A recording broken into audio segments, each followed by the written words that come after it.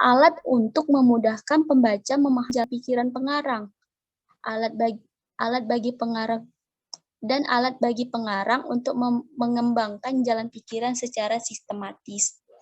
Yang ketujuh yaitu pedoman bagi pembaca untuk mengikuti dan memahami alur pikiran pengarang. Yang terakhir yaitu alat untuk menyampaikan ide pokok pengarang kepada pembaca. Lanjutnya Kak Rati.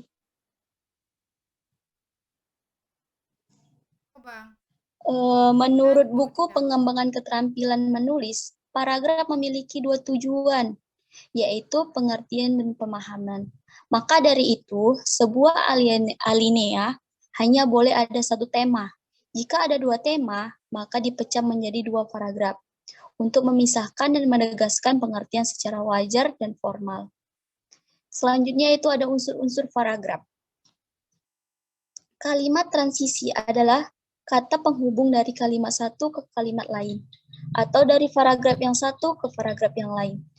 Contohnya, juga, jika, oleh karena itu, lalu, setelah itu, dan masih banyak contoh lainnya. Yang selanjutnya itu, unsur-unsur paragraf tadi terdiri ada kalimat pengembang dalam paragraf. Kalimat pengembang adalah kalimat yang berfungsi untuk menguraikan, menjelaskan, dan merinci kalimat utama. Selanjutnya ada kalimat topik. Kalimat utama atau kalimat topik berada di awal paragraf. Segera setelah transisi ada paragraf tersebut. Kalimat topik juga berada di akhir paragraf, dan ada juga kalimat utama, dan ada juga kalimat utama yang kalimat topik juga berada di akhir paragraf dan ada juga yang berada di kalimat utama. Syarat-syarat, ada juga syarat-syarat penyusunan paragraf. Jadi untuk menyusun paragraf itu ada syaratnya. Yang pertama yaitu kesatuan. Kesatuan itu paragraf harus memiliki satu kesatuan pikiran yang utuh. Semua kalimat di dalam paragraf harus memiliki satu ide pokok, yakni berfokus pada gagasan utama sebagai pengendali. Agar hal ini dapat tercapai, kita harus senantiasa mengevaluasi agar kalimat-kalimat yang kita tulis itu erat hubungannya dengan gagasan utama. Yang kedua yaitu kepaduan.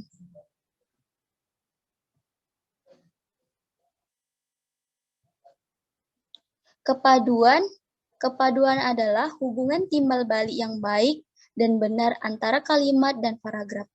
Kalimat-kalimat tersebut terjalin secara gramatikal, terpadu, berkaitan satu dengan yang lainnya untuk mendukung gagasan utama. Untuk membangun kepaduan paragraf dapat digunakan yang pertama yaitu repetisi. Repetisi itu adalah pengulangan kata kunci atau sinonimnya dapat digunakan untuk membangun kepaduan paragraf. Yang kedua yaitu pronominal atau kata ganti. Untuk membangun kepaduan dapat dilakukan dengan menggunakan pronomina untuk menyebut nomina atau presnominal yang telah disebutkan. Yang ketiga itu kata transisi. Kata transisi adalah ungkapan pengait natar kalimat. Melalui pengguna kata transisi, hubungan antara kalimat yang satu dengan yang lainnya dapat terjalin dengan baik. Yang keempat yaitu paralelisme. Untuk membangun struktur kepaduan bisa digunakan bentuk kata kerja yang sama atau menggunakan majas repetisi. Pengembangan atau permasalahan. Gagasan utama sebuah alinea biasanya diletakkan pada kalimat topik atau kalimat pokok. Kalimat topik utama atau kalimat pokok adalah kalimat yang mengandung ide utama, bagian yang berdiri sendiri sehingga tidak terikat bagian lain. Kalimat penjelas yaitu kalimat yang merupakan kalimat penyerta pengembangan ide utama dan bersifat menerangkan. Letak kalimat topik dalam sebuah paragraf bisa disimpulkan ada berada di awal paragraf atau bersifat deduktif. Di awal dan di akhir paragraf bersifat deduktif atau naratif. Dan di seluruh paragraf disebut deskriptif atau naratif. Dan yang terakhir yaitu di akhir paragraf bersifat induktif. Mungkin itu saja presentasi malam ini. Lebih dan kurang saya mohon maaf. Terima kasih. Wassalamualaikum warahmatullahi wabarakatuh. Waalaikumsalam warahmatullahi wabarakatuh. Terima kasih untuk Ade Sinta atas penyampaian materi yang cukup baik. Selanjutnya, Bu, ini mau lanjut ke sesi tanya jawab. Oke, untuk teman-teman. Oh, baik. Jadi nanti pertanyaannya kawan-kawan bagi dua, ada yang ke kelompok 3, ada yang ke kelompok 4. Silakan kelompok 2 naikkan materi, kelompok 4 naikkan materinya. Bu, maaf Bu, tapi yang satu lagi belum masuk, Bu. Kenapa belum masuk? Kan kita udah sama-sama bahas di grup mau masuk cepat kan? Nggak tahu Bu, soal tadi udah dikabarin juga, tapi belum ada masuk sih Bu. Atau mau dilanjut aja Bu? Apa namanya? Baca WA enggak dia?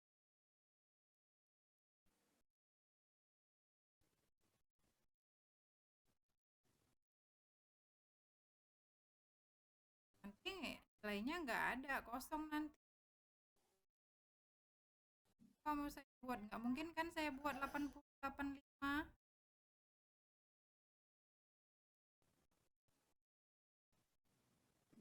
Siapa Santika satu lagi? Ini Bang Alfarizi. Kayaknya itu nggak pernah masuk ya? Kemarin masuk dia, yang dia tutup kamera ya. Itu Bang Sarif kalau nggak salah Bu. Oh, laki-laki ada 2? Iya Bu, ada 2, ada Bang Syarif sama Alfarizi.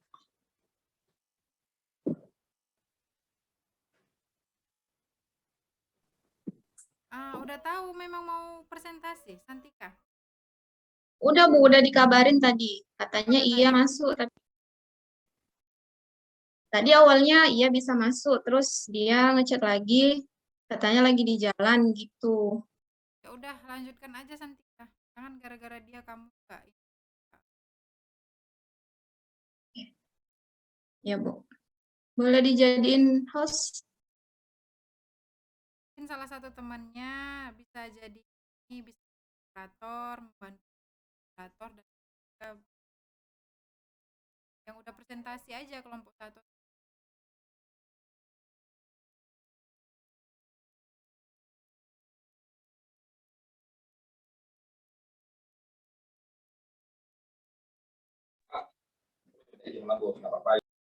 Atau si Ratih aja jadi moderator yang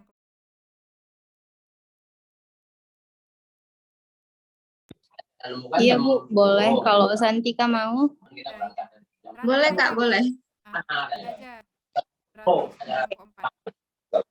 Yang share ininya materinya Santika kan? Iya, iya Kak. Nanti Ratih juga yang mencatat pertanyaan untuk kelompok 4 ya. Iya Bu, baik Bu. Assalamualaikum warahmatullahi wabarakatuh.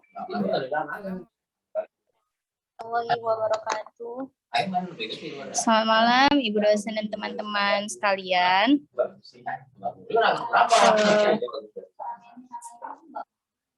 Pertama-tama mari kita ucapkan puji dan syukur atas kehadirat Allah Subhanahu wa taala di mana telah memberikan kita kesehatan pada malam hari ini agar dapat berkumpul di Zoom malam ini. Di sini saya sebagai moderator